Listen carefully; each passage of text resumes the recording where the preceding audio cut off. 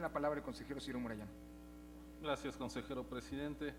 En primer lugar, quiero reconocer el trabajo que realizó la Dirección del Registro Federal de Electores. Se trató, una vez más, de cumplir en plazos fatales una tarea mayúscula. Lo hizo con toda precisión.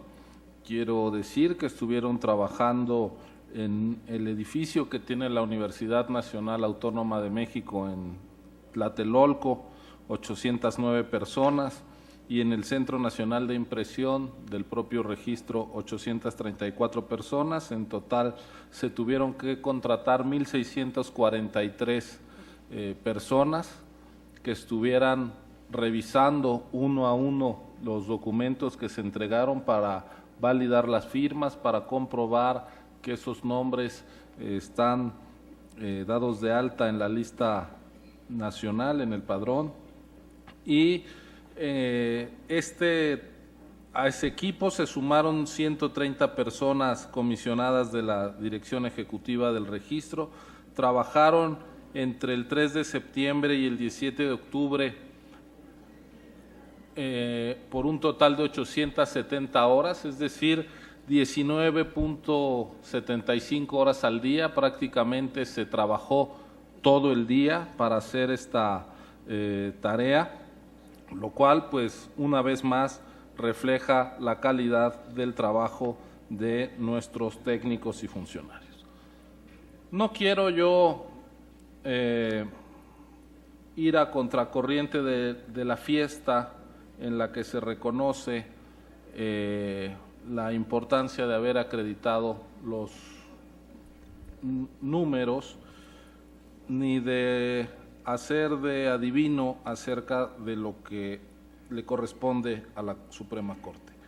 Pero creo que, atendiendo al principio de objetividad que nos obliga la Constitución a quienes formamos parte de este órgano, sí quisiera compartir con ustedes el hecho de que el artículo 33 de la Ley Federal de Consulta Popular señala que una vez que se alcanzó el requisito porcentual, es decir, esto el 2%, la Dirección Ejecutiva del Registro Federal de Electores deberá realizar un ejercicio muestral para corroborar la autenticidad de las firmas de acuerdo a los criterios que defina al respecto la propia dirección. Esos criterios fueron votados en este Consejo General. Se acordó que se haría una visita domiciliaria, se diseñó una muestra, una sobremuestra para incluso anular el efecto de no encontrar al ciudadano en su domicilio, y por eso el tamaño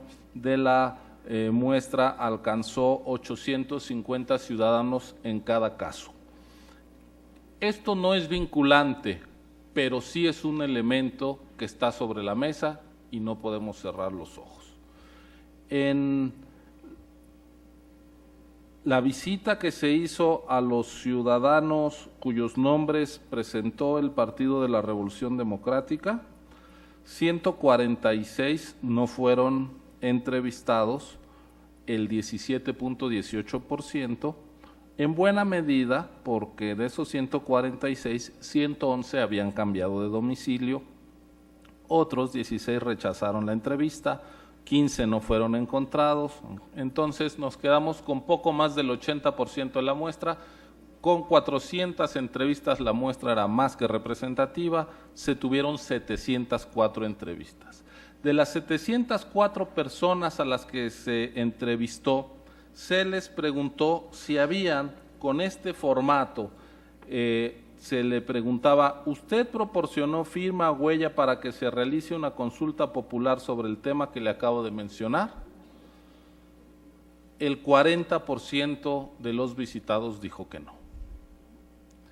Y el 95.74% firmó este cuestionario diciendo: sí me visitaron. El 40% dijo que no había firmado. En el caso de Morena, no se encontraron a 171 personas, el 20%, eso es consistente también, en buena medida, 129 porque habían cambiado de domicilio. 20 personas, que es el 11%, rechazó la entrevista, pero sí respondieron la entrevista 679. De ellos, el 30% dijeron que no habían firmado, no habían respaldado la consulta de Morena. Y de ellos, el 96.91% firmó esa respuesta, que no había respaldado la consulta de Morena. Y en el caso de la consulta que promueve el Partido Acción Nacional, 142 personas no fueron entrevistadas, el 16.71%, también 115 de ellos, el 80% de los que no fueron entrevistados es porque cambiaron de domicilio. Esto es una constante, la gente se cambia de casa, eso es normal, no tiene nada de malo. Alrededor del 10%, 9.86, rechazó la entrevista, pero sí la aceptaron 708. Y de ellos, 31.78%, es decir, 225 de los 708 entrevistados dijeron que no habían firmado la consulta que promueve Acción Nacional. Y de todos los entrevistados, el 95.9% firmó eso, que no había respaldado. No es vinculante estos datos, pero sí tiene que llevar a cuestionarnos si la operación de la captura de firmas se hizo de la mejor manera, si las brigadas actuaron éticamente o no, o si hay algún problema de desconfianza que incluso lleva a que un ciudadano niegue haber respaldado algo. Lo dejo sobre la mesa, no tiene efectos vinculantes, pero sorprende que entre 3 y 4 ciudadanos de cada 10 a los que se les entrevistó digan que ellos no apoyaron esas consultas. Esa es la información que está, metodológicamente se puede demostrar cómo se hizo la muestra, el levantamiento, cuál fue el cuestionario que se aplicó, y pues ese resultado sí debería hacer pensar, porque en efecto hay una crisis de credibilidad de los actores políticos, y si en algunos casos se estuvieran obteniendo o plasmando firmas de ciudadanos sin que esos ciudadanos lo hubieran hecho, pues eso contribuye a la falta de credibilidad de los actores políticos. Paradójicamente, aquí podemos recorrer prácticamente todos los espectros del mapa político y nos encontramos con lo mismo. Ya veremos qué pasa con la próxima consulta en el informe que nos traigan en su momento. Muchas gracias, consejero presidente. Gracias, consejero Murayama.